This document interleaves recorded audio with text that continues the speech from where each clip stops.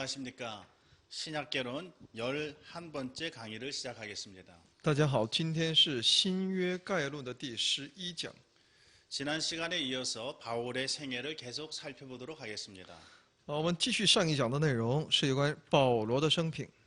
지난 시간에 바울의 생애를 크게 5시기로 나눌 수 있다고 하였습니다. 上一讲呢，我大家介绍保罗的生平可以分为5个阶段。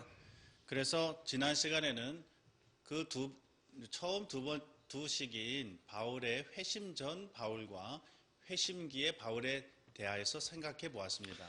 上一讲呢，我们一起来了解了有关保罗的悔改之前的那个阶段和悔改期间的阶段。 바울의 생애의 세 번째 시기는 바울의 침묵기라고 이름 붙일 수 있습니다. 保罗的第3个阶段呢，那就是保罗的沉默期。 바울은 회심 직후 다메섹 근방에서 보냈습니다. 保罗悔改之后呢，他生活在大马色的周边。 바울은 회심하자마자 곧바로 그의 사역을 본격적으로 시작하지 않았습니다. 保罗不是在悔改之后立即来开展他的事工。 그에게는 적어도 3년간의 침묵기가 있었습니다. 对保罗呢，最少有3年的沉默期。 사도행전은 이 바울의 침묵기에 관하여서 거의 우리에게 알려주는 바가 없습니다. 使徒行传呢，对这保罗的3年的沉默期呢，没有任何的描述。 갈라디아서 1장 16절로 18절은 이렇게 기록하고 있습니다. 加拉太书1章16到18节。 그 아들을 이방에 전하기 위하여 그를 내 속에 나타내시기를 기뻐하실 때 내가 곧 혈육과 의논하지 아니하고 또 나보다 먼저 사도된 자들을 만나려고 예루살렘으로 가지 아니하고 오직 아라비아로 갔다가 다시 다메섹으로 돌아갔노라. 그 후 3년 만에 내가 게바를 신방하려고 예루살렘에 올라가서 저와 함께 15일을 유할세. 1章16到18节里面说：“既然乐意将他儿子启示在我心里，叫我把他传在外邦人中，我就没有与属血气的人商量，也没有上耶路撒冷去见那些比我先做使徒的，唯独往亚拉伯去，后又回到大马士。” 바울은 회심 후 바로 예루살렘으로 곧바로 올라가지 않고 아라비아로 갔다고 하였습니다. 说呢，保罗呢悔改之后呢，没有上耶路撒冷，而是去往亚拉伯。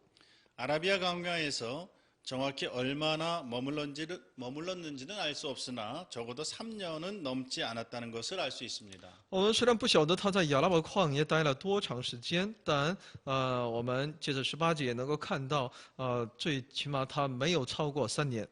이 기간 동안 바울은 성령의 인도하심에 의해 예수께서 하나님의 약속하신 메시아라는 사실이 가지는 이 풍성한 의미와 함께 그러한 메시지를 이방인들에게 전달해야 한다는 자신의 사명을 깨닫게 되었을 것이 분명합니다. 虽然我们清楚的能够知道的一点呢，那就是在这段期间当中呢，保罗能够对自己的使命，也就是借着圣灵的带领，要把这位神所应许的弥赛亚，也是针对这位耶稣的信息呢，要传递给那些外邦人的这样的使命，他是在这段期间能够更加清楚的能够认识。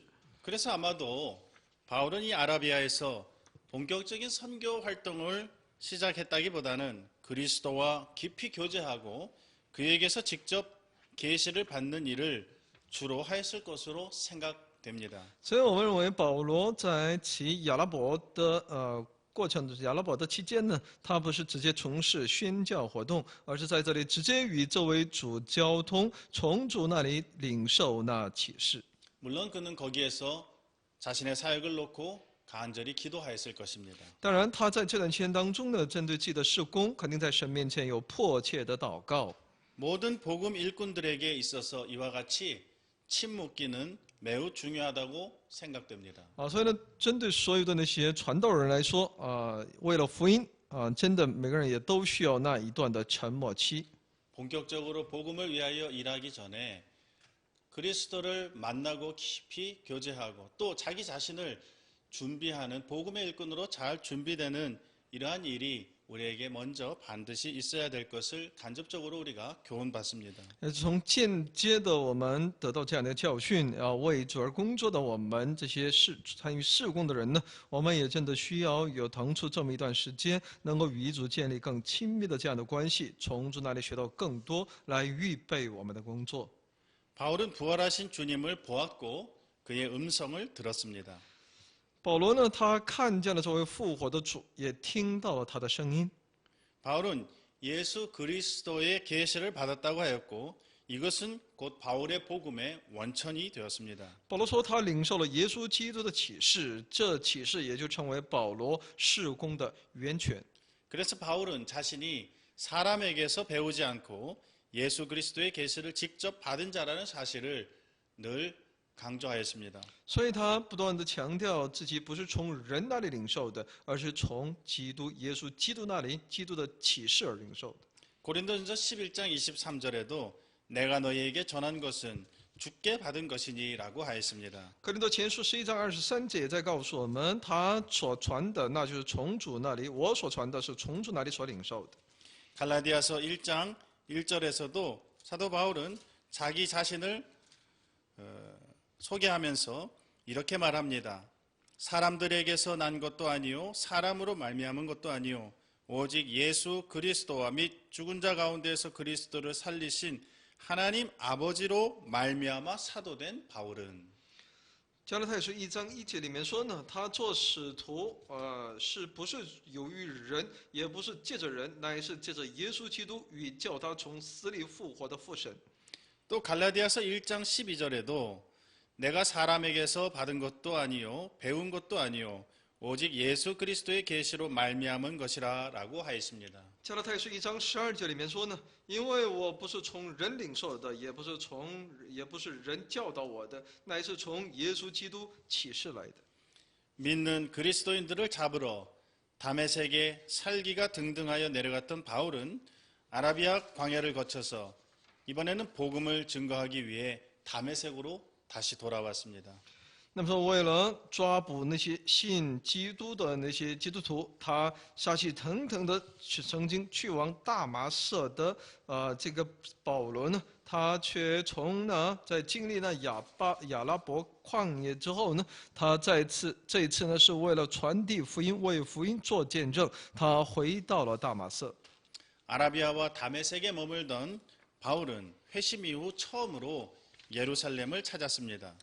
一直居住在亚拉伯和大马色的保罗呢，悔改之后第一次来到耶路撒冷。 바울이 처음 예루살렘을 떠났을 때에는 살기가 등등하여 교인들을 박해하기 위하여 예루살렘 성문을 나섰지만 그 바울이 이제 회심한 후 교회의 사도들을 만나기 위해 다시 예루살렘으로 들어온 것입니다. 曾经离开耶路撒冷的时候，扫罗也就是保罗呢，是杀气腾腾，想要去逼迫那些教会的信徒。但这是他要回那耶路撒冷的时候呢，他就是为了去遇见那些教会的使徒们。 거기에서 그는 게바 곧 베드로와 주의 형제 야고보를 만났습니다. 在那里，他遇见了基法，也就是彼得和主的兄弟雅各。 이때의 일은 갈라디아서 1장에 자세히 기록되어 있습니다. 这些内容呢，详细的记录在加拉太书第1章的内容当中。 하지만 사도행전 9장 26절 이하의 말씀을 보면 이때까지만 해도 바울은 예루살렘 교회에 여전히 공포와 두려움의 대상이었음을 알 수 있습니다. 但《使徒行传》9章26节里面以下当中能够看到，直到这个时候，保罗在耶路撒冷教会里面也是一个令人恐惧的一个对象。 물론 바울이 예루살렘에 들어가기 전에 바울이 이미 회심하였다는 소문은 틀림없이 퍼져 있었을 것입니다. 当然，保罗在进耶路撒冷之前，上耶路撒冷之前呢，有关保罗已经悔改了的这样的一个传闻呢，肯定已经传到了那里。 그러나 사람들은 그것을 믿을 수 없었던 것입니다. 但人们却无法相信这一事实。 여기에는 어떤 치밀한 전략이 숨겨져 있는지도 모르는 일이었습니다. 他们可能会觉得，在他的这样的传言当中，肯定也会有他的一些阴谋。 그러나 바나바가 중재자로 나서서 바울의 회심 사실을 사도들에게 이야기해주고 또한 바울이 예루살렘에서 담대히 복음 전하는 것을 저들이 보면서 사도들은 그와 교제하기 시작하였습니다. 但借着巴拿巴的他的一些在中间所起的一些作用，通过保罗这些悔改的一些事实的一些介绍，再通过保罗在耶路撒冷能够刚强壮胆的能够传递福音的这么一个光景呢，使徒们呢愿意与他们交往，与保罗交往。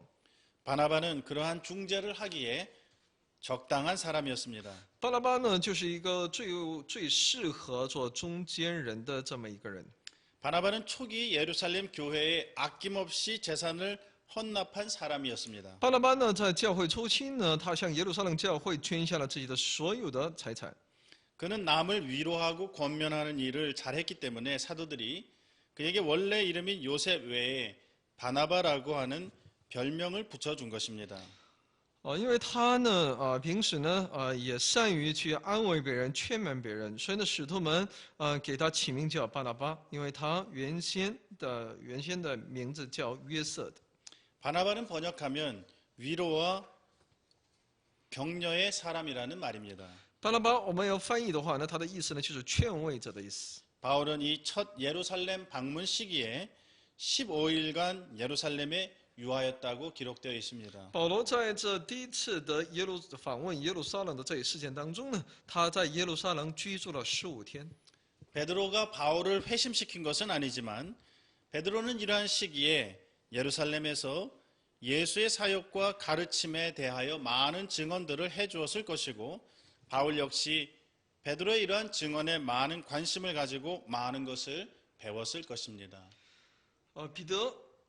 彼得呢，对，可能彼得不是他自己来使保罗悔改的，但他也肯定对针对耶稣的事工，还有他的教训，还有他的证言呢，讲述给他，我们也相信保罗对这些信息呢，也有了很多的关注，并学到了很多。 그러면 바울의 침묵기는 여기서 끝나고 있습니까? 那么保罗的沉默期是不是到此来结束呢？ 예루살렘에서 보름간 지내는 동안 그의 생명이 위험하게 되었습니다. 在耶路撒冷居住15天的这一过程当中呢，他的生命受到了威胁。 사도행전 9장 30절을 보면 사도 바울이 예루살렘에서 복음을 전하면서 그곳 사람들이 이제 헬라파 유대인들과 함께 말하며 변론하는 바울의 모습을 보면서 사람들이 바울을 죽이려고 힘썼다고 하였습니다. 那我们在《使徒行传》9章30节里面可以看到那些犹太人呢，他们想要杀害这个保罗，想要杀他，而且在那里他们竭力的想尽各样的方法，他们想要去杀死保罗。 형제들이 이러한 사실을 알고 바울을 항구 도시였던 가이사랴로 보냅니다. 那么那些弟兄们呢，就知道了这一事件之后呢，阴谋之后呢，就送他下那该撒利亚。 그리고 형제들이 가이사랴로 데리고 간 뒤에 내려가서 그를 또한 그의 고향인 다소로 보내었다고 사도행전 9장 30절에 기록하였습니다. 所以《使徒行传》9章30节告诉我们，不仅要让他到该撒利亚，而且又打发他往他的故乡大树去。 그리고 이제 갈라디아서 1장의 기록을 보면 그 뒤에 바울은 수리아와 길리기아 지방으로 갔다고 하였습니다. 而且在加拉太书1章的内容当中，可以看到他又去往叙利亚一些地方。 말하자면 바울은 예루살렘을 떠나서 길리기아의 다소, 자신의 고향이죠. 다소와 시리아의 안디옥을 중심으로 10여 년간을 지내게 된 것입니다. 也就是他离开那里，要去往基利家的大树，还有叙利亚的安提阿，在那里他生活10多年。 갈라디아서 1장 18절로 21절까지 있는 말씀을 한번 읽어보겠습니다. 我们来读一下加拉太书1章21到24节的内容。 그 후 3년 만에 내가 게바를 신방하려고 예루살렘에 올라가서 저와 함께 15일을 유할세 주의 형제 야고보 외에 다른 사도들을 보지 못하였노라. 보라, 내가 너희에게 쓰는 것은 하나님 앞에서 거짓말이 아니로라. 그 후에 내가 수리아와 길리기아 지방에 이르렀으나. 那么在1章18到21节，过了3年，才上耶路撒冷去见基法，和他同坐15天。至于别的使徒，除了主的兄弟雅各，我都没有看见。我写给你们的不是谎话，这是我在神面前说的。以后我到了叙利亚和基利家境内。 이제 10여 년 동안 그 다소로 올라간 후에 10여 년 동안 바울이 이 기간을 어떻게 지냈는지에 대해서는 더 이상 성경에서 성경이 기록되어 있지 않기 때문에 정확하게 알 수는 없습니다. 在后的10多年的时间当中的一些事工内容呢，圣经没有详细的记录，所以我们也无法知晓。 갈라디아서 1장 21절로 24절의 내용처럼 흩어진 유대인들과 또는 고향의 다소 사람들에게 복음을 전했을 것이 분명합니다. 虽然借指加拉太书1章21到24节的内容，我们就能够看到他向那些那些弟兄姊妹被四散的弟兄姊妹给他们传递呢神的真道。 어떤 의미에서 그래서 이 기간은 바울에게 있어서 바울의 생애에 있어서 두 번째 침묵기라고 이름 붙일 수 있을 것입니다. 所以呢，可以说这段期间呢，是对于保罗来说是第2个沉默期。 바울은 아마도 이 기간에 예수의 추종자들에게 가담한 일 때문에 가족들에게 버림을 받았을 것으로 여겨집니다. 那么我们推算呢，猜测呢，他可能这段时间当中呢被家人所唾弃，因为他离开其家庭的传统信仰，来信靠了耶稣。 고린도후서 12장에서 주께서 보여주신 환상과 계시에 대하여 사도 바울이 이야기하고 있는데 그 3층 천의 셋째 하늘의 그러한 신비한 경험도 바로 이러한 기간에 일어나지 않았을까 여겨집니다. 哥林多后书12章的内容所出现的这个有关三层天的这么一个经历，这些部分呢，也是我们推算呢，也可能是在这10几年的沉默期当中所经历的。 바로 이러한 기간에 요한의 형제 야고보가 순교를 당하기도 하였습니다. 也是在这段期间当中呢，雅各呢殉道这样的事件也有。 이것이 바울의 세 번째 시기인 침묵기입니다. 这就是保罗的第3个阶段，就是沉默期。 이제 바울의 선교 사역 시기가 시작됩니다. 然后现在是第4个，那就是保罗的宣教事工期。 이것이 사도 바울의 생애의 네 번째 시기에 해당됩니다. 这也就是使徒保罗生平的第4个阶段。 바울은 이방인을 위한 사도였습니다. 保罗是针对外邦人的使徒。 이방인에게 복음의 문이 비로소 활짝 열린 것입니다. 针对外邦人，其福音的大门才最终开启了。 물론 바울 이전에도 빌립 집사가 이미 사마리아에서 전도하면서 에디오피아 내시에게도 세례를 주었고 베드로도 이방인 고넬료를 주께로 인도한 일이 있었습니다. 当然，在保罗成为外邦人使徒之前呢，也有腓力指示呢，在撒玛利亚传福音，向埃塞俄比亚的官员让他施洗这样的一个内容，也有彼得在哥尼流家里引导他们信主的这么一些内容。 그러나 이방인에게 복음의 문이 활짝 열린 것은 바울의 1차, 2차, 3차 전도 선교 여행을 통해서였습니다. 但针对外邦人的福音的工作能够完全的被敞开，是借着保罗的第1、第2、第3次的布道旅行。 로마서 15장 16절의 말씀은 그 은혜는 곧 나로 이방인들을 위하여 그리스도 예수님의 일꾼이 되어 하나님의 복음의 제사장 직무를 하게 하고 그리하여 이방인을 제물로 드리는 그 일이 성령 안에서 거룩하게 되어 받으실 만하게 하시려는 것이다 라고 말씀합니다. 罗马书15章16节说：“使我为外邦人做基督的仆役，做神福音的祭司，叫所献上的外邦人因着圣灵成为圣洁，可蒙悦纳。” 또 로마서 1장 16절에는 나는 복음을 부끄러워하지 않는다. 이 복음은 모든 믿는 자를 구원에 이르게 하는 하나님의 능력이다. 먼저는 유대인에게이고 그리고 헬라인에게이다. 罗马书1章16节，我不以福音为耻，这福音本是神的大能，要救一切相信的，先是犹太人，后是希利尼人。 바울은 가는 곳마다 특별히 회당을 찾아갔는데 거기에서 바울은 유대인들을 향하여 설교하면서 그들을 전도하였습니다. 保罗呢，所到之处呢，他都要去往会堂，在那里针对那犹太人去讲道传福音。 복음은 유대인과 헬라인 모두를 대상으로 하고 있었고, 하지만 바울 자신은 특별히 이방인을 위한 복음의 도구가 되어야 할 것을 바울 자신은 잘 인식하고 있었습니다. 福音呢是针对犹太人，也针对希腊人所有的人为对象的，但他知道自己呢是特别是为那外邦人的福音，为他们获得福音而成为神的工具的器皿。 사도행전 22장 17절로 21절에 뭐라고 말씀하십니까? 후에 내가 예루살렘으로 돌아와서 성전에서 기도할 때 비몽사몽간에 봄에 주께서 내게 말씀하시되 속히 예루살렘에서 나가라.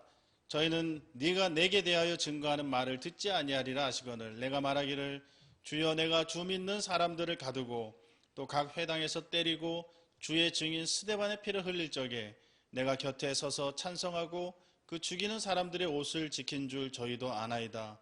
나더러 또 이르시되 떠나가라. 내가 너를 멀리 이방인에게로 보내리라 하셨느니라고 하였습니다. 使徒行传22章17到21节。后来我回到耶路撒冷，在殿里祷告的时候，魂游向外，看见主向我说：“你赶紧的离开耶路撒冷，不可迟延，因你为我做的见证，这里的人必不领受。”我就说：“主啊，他们知道我从前把信你的人收在监里，又在各会堂里鞭打他们，并且你的见证人司提反被害流血的时候，我也站在旁边欢喜。 又看守害死他之人的衣裳，主向我说：“你去吧，我要差你远远的往外邦人那里去。” 바나바는 시리아의 안디옥에서 사역을 하게 되었습니다. 그 이유는 이제 안디옥에서 믿는 제자의 수가 점점 많아지게 됐기 때문에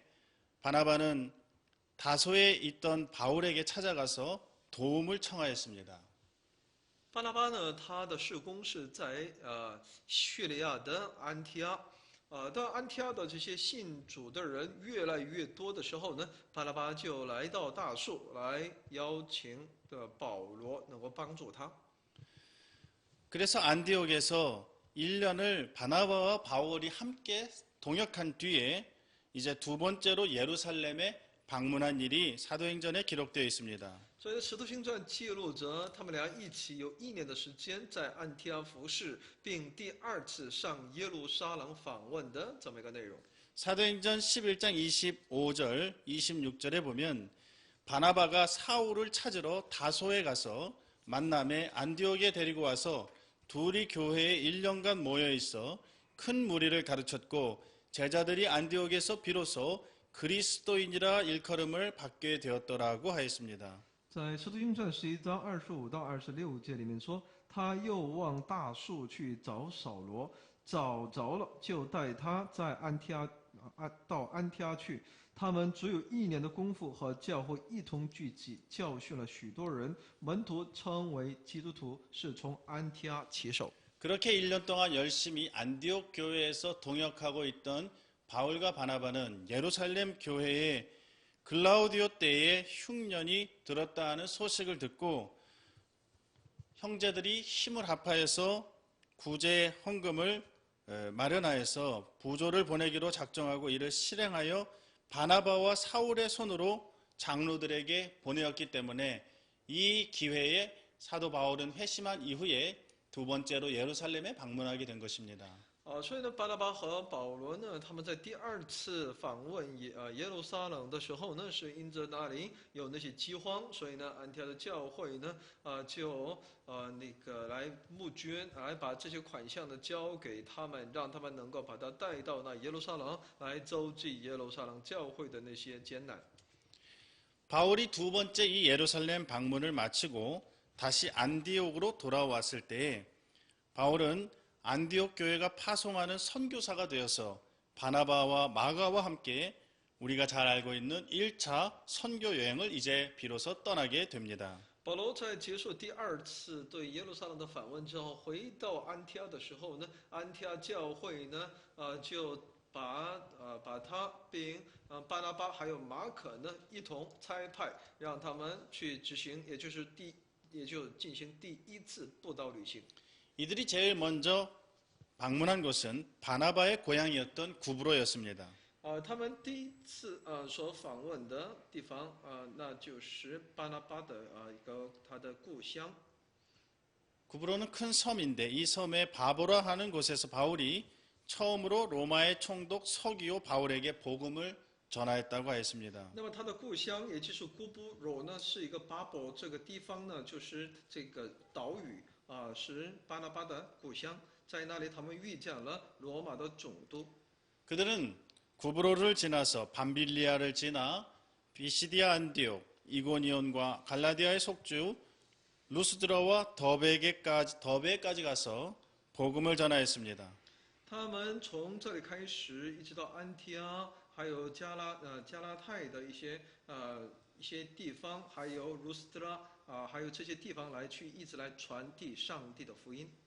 더베까지 이른 바울 일행은 다시 역순으로 돌아오면서 루스드라, 이고니온, 비시디아 안디옥의 교회들을 되돌아보았습니다. 从德贝，他们又重新往回走，一直回到就是比西迪亚，还有那安提阿的这些教会。 이들은 다시 해상으로 안디옥에 있는 교회에 돌아와서 자신을 파송한 교회에 말하자면 선교 보고를 하고 그동안 하나님이 함께 행하신 모든 일과 이방인들에게 믿음의 문을 여신 것을 고하면서 제자들과 함께 오래 있었다고 사도행전 14장에 기록되어 있습니다. 使徒行传14章有记录，他们要接着海路回到安提阿，并在那里把上帝在他们一行当中所行的那些神的工作，还有在外邦人当中开启信心的大门，这些内容都告知那些门徒。 바울의 1차 선교 여행에 관한 기록은 사도행전 13장과 14장에 기록되어 있습니다. 有关第一次布道旅行的内容呢，记录在《使徒行传》第13章和第14章的内容当中。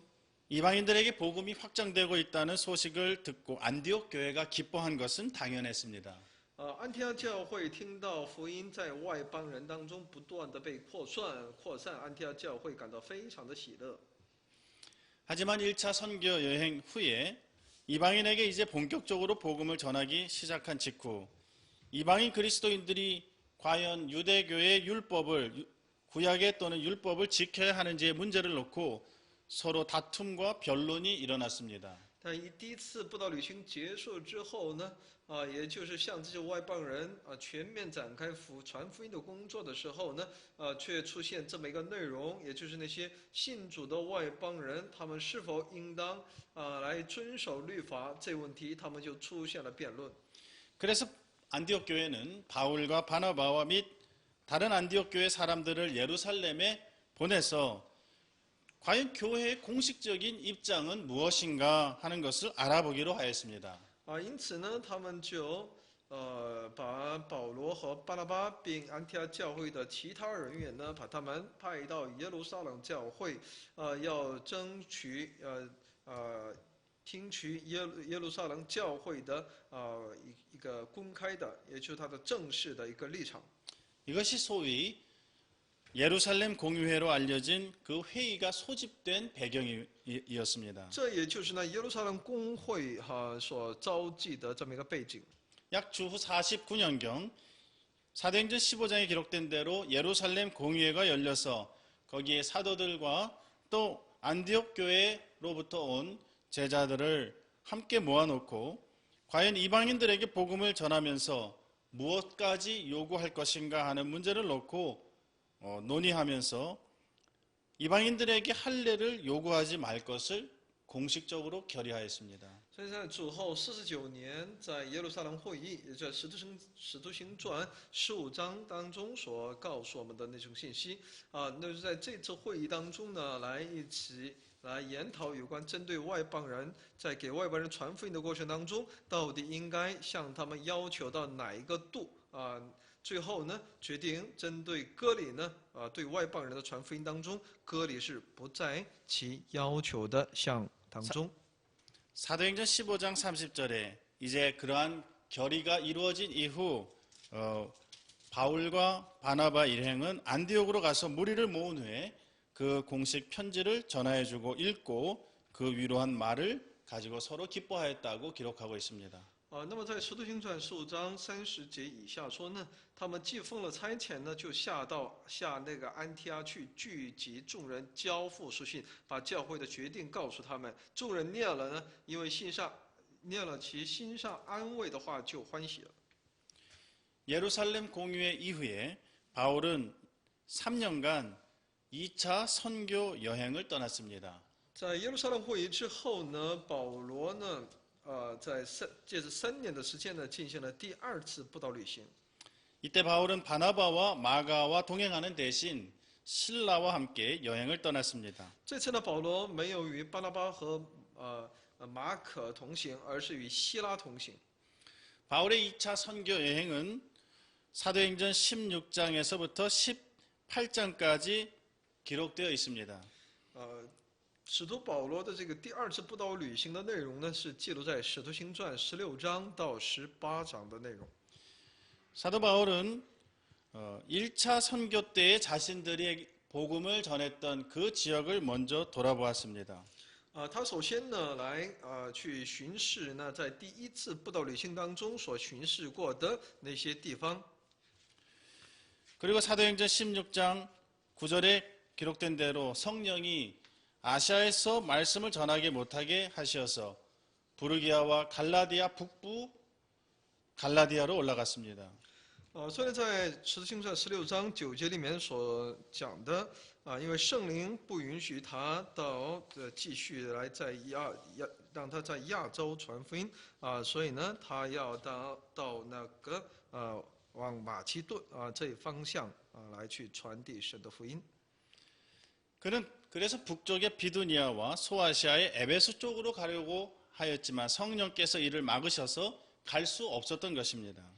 他本来是想要到亚洲这一部分来去传递神的信息的，但因为圣灵却阻挡他、阻止他，所以呢，他没能够继续来传。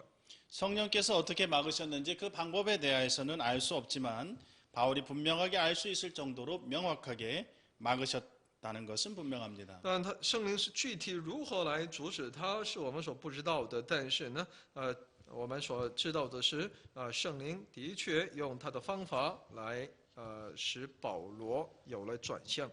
드로아에 머물고 있던 바울은 밤에 환상을 통해 마게도냐 사람이 도움을 구하는 것을 보게 되었습니다.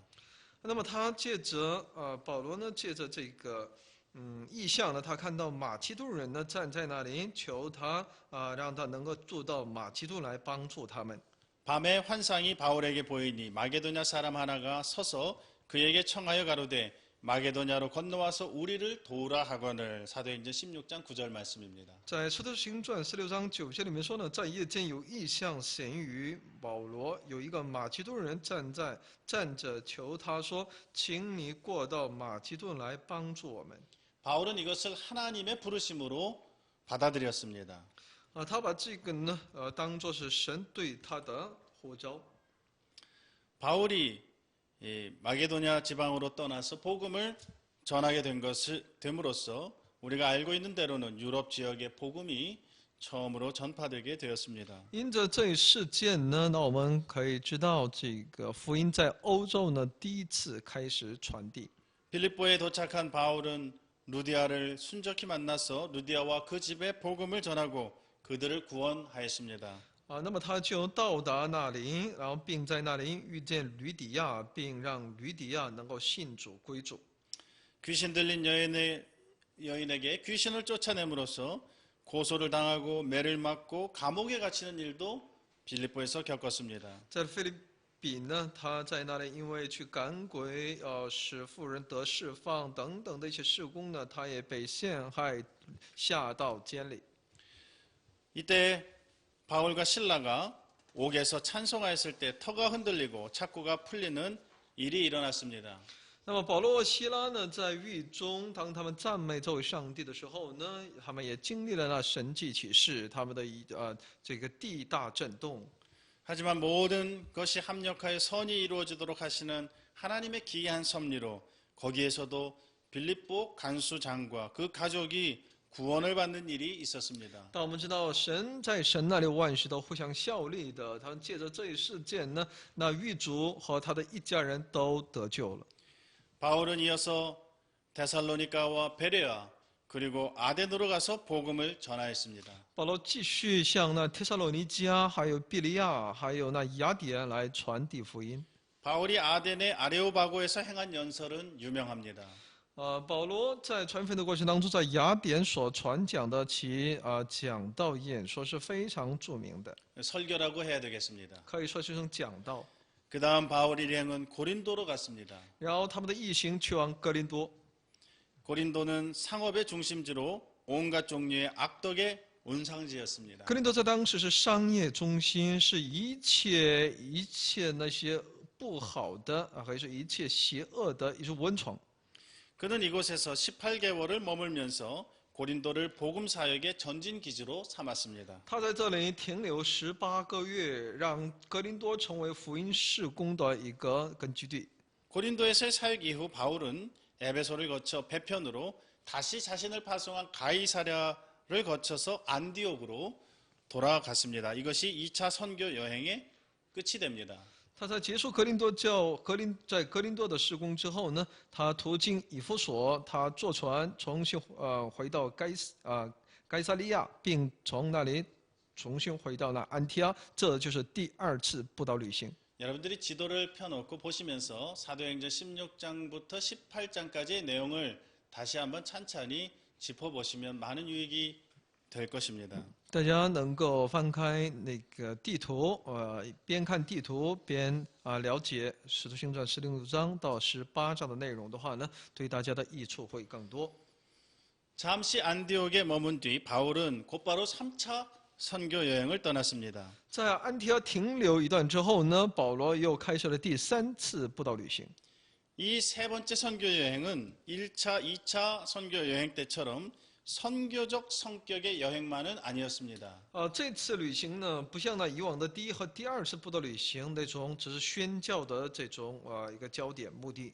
에베소와 고린도를 중심으로 하여 이미 세워진 교회들을 굳게 하려는 목회적인 목적도 가지고 있었습니다. 第3次布道旅行当中，他也有要针对那以弗所和哥林多为中心的这些已经被建立的教会，针对这些教会进行再次的牧会，也就是这种栽培。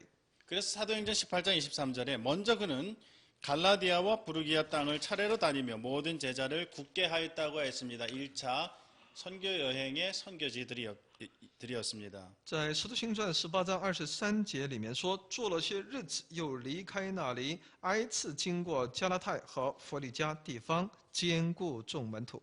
그리고 바울은 비시디아 안디옥을 지나 에베소에 도착하였습니다. 他又途经以弗所，到安提阿。 그리고 그 에베소에서 3년간 머물면서 목회와 전도, 교육의 사역에 전념하였습니다. 他在以弗所呢停留3年的时间，在那里竭力牧会、传道、栽培。 에베소에는 우리가 잘 아는 두란노 서원이 있었습니다. 在以弗所呢，有我们所了解的突然诺书院。 그는 그곳에서 하나님 나라에 대해 강론했습니다. 他在那里传讲有关神的国。 에베소에서의 사역은 매우 효과적이었고 주의 말씀이 힘이 있고 흥왕하여 교회는 날로 커져갔다고 사도행전 19장 20절에 기록되어 있습니다. 使徒行传19章20节说：“主的道大大兴旺，而且得胜，就是这样。” 하나님께서 그의 교회를 세우실 때에 그의 말씀을 사용하시고 전도와 설교에 미련한 것을 사용하신다는 것을 여기 에베소에서의 사역을 통해서 잘 볼 수 있습니다. 接着在以弗所的这个事工呢，我们可以看到神是借着他所拥有的他的一切他所拥有的才华呢，来去为主而工作。 고린도전서 15장 2절에서 내가 범인처럼 에베소에서 맹수로 더불어 싸웠으며 라는 구절을 자세히 보면 바울은 이 에베소에서 많은 어려움을 당한 것을 알 수 있습니다. 在哥林多前书15章32节里面，借着32节，我若当日像寻常人，寻副社教，哥林多副社教， 고린도전서 啊 고린도전서 也 고린도전서 15장 32절입니다. 在15章32节里面说：“我若当日像寻常人在以弗所同野兽战斗，那与我有什么益处呢？若使人不复活，我们就吃喝，因为明天要死了。” 에베소는 고대 세계의 경이로운 건축물들 중 하나로 유명했던 아데미의 대신전이 있던 곳입니다. 在以弗所呢，是在当时拥有全世界在当时世界最为著名的建筑物当中的一个，那就是非常著名的叫阿데미。 그곳에는 아데미의 사당을 은으로 만들고 꾸몄던 사람들이 많이 있었는데 실은 그 산업은 에베소의 제2대 종교 산업이었습니다. 这就应运而生的，就是针对这个大的神殿为从事那些各行手工业的，他们做那个偶像，做银匠他们做偶像来制造偶像来才赚取一些钱财来生活的。所以呢，这一产业呢，可以说在当时是以弗所的第2大宗教产业。 바울이 에베소에서 복음을 전하여 많은 이들이 우상을 버리고 회개하는 일이 일어나자 이에 불만을 품은 이교도들이 도시에서 폭동을 일으키는 사태가 있었던 것도 이런 맥락에서 이해가 됩니다. 所以呢，保罗在以弗所传递福音，人们开始丢弃偶像，并兴起悔改的这种运动的时候呢，对此而有很多不满的那些异教徒，他们在城市当中引起暴动，想要去抵挡，也就是反对这么一个传福音所带出的这种复兴，是可以理解的。 그래서 그는 2차 선교지였던 빌립보와 데살로니가와 베레아 지역을 재방문한 뒤에 고린도에서 3개월을 머물게 됩니다. 所以呢，他在第2次布道旅行当中所建立的腓立比、帖撒罗尼迦、比利亚这些地区呢，他重新拜访之后呢，他在哥林多呢停留了3个月。 그는 3차 선교 여행이 끝날 무렵 자신이 로마와 스페인에게까지 가서 복음을 증거해야 할 것을 구체적으로 계획하고 기도하고 있었습니다. 在第3次布道旅行结束的时候呢，他已经具体的要计划，他要到罗马，要到西班牙呢来去传递福音。 그러나 그는 로마로 가기 전에 먼저 예루살렘 교회를 가기를 원했습니다. 但他在去往罗马之前呢，他想要先到耶路撒冷。 고린도 전후서에 기록된 대로 예루살렘 교회를 위하여 이방인 교회들이 모은 구제 헌금을 가지고 마지막으로 예루살렘에 방문하기를 원하였던 것입니다. 就像圣经里面所告诉我们的，他愿意带着那些外邦教会呢所募捐的那些捐款呢，他想要再次访问耶路撒冷教会。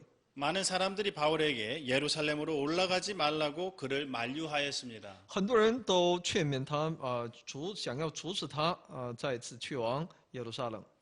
그러나 바울은 주 예수의 이름을 위하여 결박받을 뿐 아니라 예루살렘에서 죽을 것도 각오하였노라라고 사도행전 21장 13절에서 말하며 예루살렘을 향해 올라갔습니다. 但他在使徒行传21章13节里面说呢，他甘心为耶稣为主耶稣的名来去面对那死亡的威胁，他毅然的向那耶路撒冷去了。 그는 결국 예루살렘으로 올라갔고 예루살렘에서 그는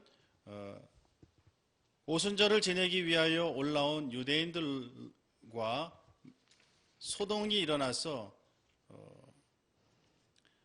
천부장은 이 일을 수습하려고 개입하였고 바울이 로마 시민인 것을 알게 되어 그를 가이사랴로 이송하는 일이 벌어졌습니다. 那么他在当时呢，他在上耶路撒冷的时候呢，是当时刚好是因为是五旬节要过五旬节，很多犹太人聚集在那里，他们看到保罗好像做一些违背他们以往所主张的这些内容而且呢，并与那些纳西尔人同行。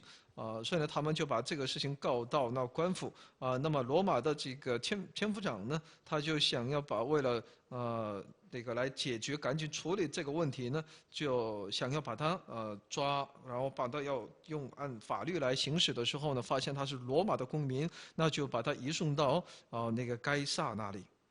가이사랴로 보내진 바울은 로마 총독 가이사에게 항소하였고 이제 로마에서의 그의 마지막 로마 황제로부터의 재판을 받기 위하여 그의 로마 여정을 남겨두고 있게 되었습니다. 那么他在那里又向那罗马总督该撒申诉这样呢，他最后也就剩的是要去往罗马，在那里接受最后的裁决。 이렇게 하여 사도 바울의 3차 전도 여행도 끝이 나게 됩니다. 这样的话呢，也就结束了这个保罗的第3次的布道旅行。 그는 이 모든 1차, 2차, 3차 전도 여행 동안에 그의 생계를 유지하기 위해 일하면서 복음을 전하였고 수고에 넘치도록 하고 옥에 갇히기도 더 많이 하고 매도 수없이 맞고 여러 번 죽을 뻔하고 유대인들에게 40에 하나 감한 매를 5번 맞고 3번 태장으로 맞고 1번 돌로 맞고 3번 파선하는데 일주야를 기품으로 지냈으며 여러 번 여행에 강의 위험과 강도의 위험과 동족의 위험과 이방인의 위험과 신의 위험과 광야의 위험과 바다의 위험과 거짓 형제 중의 위험을 당하고 또 수고하고 애쓰며 여러 번 자지 못하고 줄이며 목마르고 여러 번 굶고 춥고 헐벗었습니다. 所以呢，他为了来完成自己的使命呢，他所经历的是真的是我们无法想象的。他说呢，我比他们多受苦难，多下监牢，受鞭打过重，冒死是有屡次有的。被犹太人鞭打5次，每次40减去1下；被棍打了3次，被石头打了1次。遇着船坏3次，1昼1夜在深海里，又屡次行远路，遭江河的危险、盗劫的危险、同族的危险、外邦人的危险、城里的危险、旷野的危险、海中的危险、假弟兄的危险，受劳碌、受困苦，多次不得睡，又饥又渴，多次不得食，受寒冷，赤身露体。 그는 환난 가운데서 복음을 증거하였지만 그의 영향력은 실로 놀라웠습니다. 他在患难当中传福音，为福音而做见证，但他的影响力是惊人的。 10년도 채 안 되는 기간 동안에 사도 바울은 로마 제국의 주요한 4속주 즉 갈라디아, 마게도냐, 아가야, 아시아의 교회를 일구었습니다. 他在还不到10年的时间当中呢，使徒保罗在罗马帝国的4个属国加拉太还有马其顿，还有亚该亚，还有亚细亚的各个地方呢，他建立了教会。 주후 47년 이전까지는 이 지역에는 교회가 한 곳도 없었지만 주후 57년에 이르러서는 사도 바울은 여기에서 자신이 전해야 할 이 복음 사역의 일은 거의 다 끝났다라고 말할 수 있었습니다. 在主后47年之前呢，这一地区呢是没有一间教会的。但到了主后57年的时候呢，使徒保罗都说呢，自己的工作使命呢，可以说都是也该结束了。 이제 사도 바울의 생애의 마지막 시기입니다. 下面是保罗生平的最后阶段， 바울의 말년입니다. 就是保罗的晚年。 이제 바울은 가이사랴에서 로마행 배에 몸을 실었습니다. 他从该萨利亚呢要去往罗马。 로마에 가는 길에 그가 탄 배가 만난 폭풍 이야기는 우리가 잘 알고 있습니다. 有关他在途中所遇到暴风雨的这么一个事件呢，是我们所熟知的。 우여곡절 끝에 로마에 도착한 바울은 꼬박 2해 동안 셋집에 연금 상태로 머물러 있으면서 복음을 증거할 수 있었습니다. 他到了罗马之后呢，千辛万苦到罗马之后的保罗呢，在2年的时间当中呢，是被软禁在一个出租房屋之内呢，但他在那里也在继续为福音做了见证。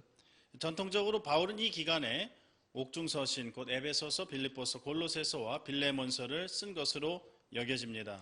那么他就在这段期间当中呢，也就书写了他在我们在新约圣经当中所看到的狱中书信。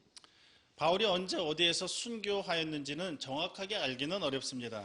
保罗在什么时候在哪里殉道，准确的我们不知晓。 사도행전은 이 점에서 우리가 기대하는 내용을 말해주지 않기 때문에 우리는 다른 자료를 통하여 바울의 로마에서의 억류와 또 그와 관련된 내용을 참고로 해야 합니다. 使徒行传在这一点上呢，没有给我们一些更多的信息，我们只能借着其他的资料呢，才能够间接的能够了解这些部分。 사도 바울이 로마에 도착한 시기가 주후 60년이라면은 그곳에서 2년 동안 집에 머물면서 복음을 전했고 또 주후 64년 또는 65년 사이에 네로 황제에 의해 순교될 때까지 다른 사역에 관련되어 있었을 수 있습니다.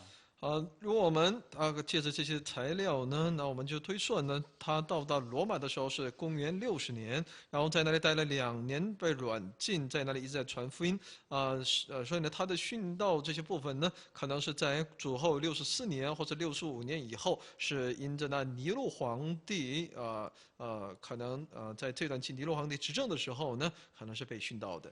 로마의 클레멘트는 고린도에 보내는 편지에서 사도 바울이 이 기간에 스페인에 가서 복음을 전하였다라고 기록하고 있습니다. 罗马的克莱蒙特呢，他认为呢，他在写往哥林多教会的书信当中呢，也就他说呢，有这么一个可能性，也就是在上述所讲的，在这段期间当中，他可能殉道了。 소아시아와 그리스를 이 기간에 다시 방문했다고 주장하는 사람들이 있습니다. 여러 견해들이 있지만 학자들 간의 의견의 일치는 이루어지지 않습니다. 又有一些学者呢，他们认为呢，这段期间呢，他又访问了，他们认为保罗访问了小亚细亚，还有希腊的一些地方，但这些也都是他们的主张，也有不同的一些学者之间的不同主张。 우리가 확실히 아는 것은 사도 바울이 자신의 일평생이 그랬던 것처럼 자신의 말년까지도 끝까지도 선교를 향한 열정으로 불태웠다라고 하는 사실은 우리가 확실히 알 수 있습니다. 但我们所确信的一点呢，那就是保罗他直到自己的年迈的时候，也就是生命的最后一瞬间，也都为其传福音而付出全部。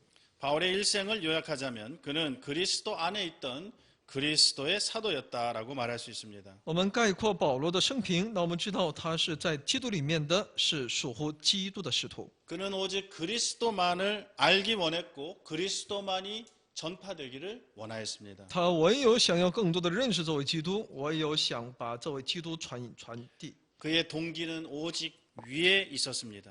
他的一切动机呢，都是在神那里。 그는 은혜의 사도였습니다. 他是满有恩典的使徒。 이방인에게도 복음이 증거되어야 할 것을 확신하고 땅끝까지 이르러 그 부르심을 위해 유대인과 이방인의 장벽을 넘은 사도였습니다. 他确信这福音应该在外邦人当中所应当被见证。他认为自己就是那被赐而蒙呼召的，他要越过那犹太人和外邦人之间的那堵墙。 그의 생애는 짧았지만 로마 제국 전역을 강타하였습니다. 他的一生虽然是短暂的，但他却影响了整个罗马帝国。 그의 생애는 한 사람이 하나님께 헌신하고 하나님께 붙들렸을 때 그것이 얼마나 능력 있으며 위대할 수 있는지를 보여주고 있습니다. 也就借着他的生平，我们能够看到，当一个人在神面前奉献自己，被神所牢牢抓住的时候，他能够获得那么大的一个能力，能够成为一代的伟人。 우리들도 모두 바울과 같이 하나님의 손에 붙들려서 복음을 위하여 위의 것을 찾으면서 귀하게 쓰임받을 수 있게 되기를 간절히 기도합니다. 我们也应当像那保罗一样，我们要被神所完全的掌管，为了其福音，我们要被神所重用，这是我们在神面前的期待。 이상으로 11번째 강의를 마치겠습니다. 到此来结束第11讲的内容， 감사합니다. 谢谢大家。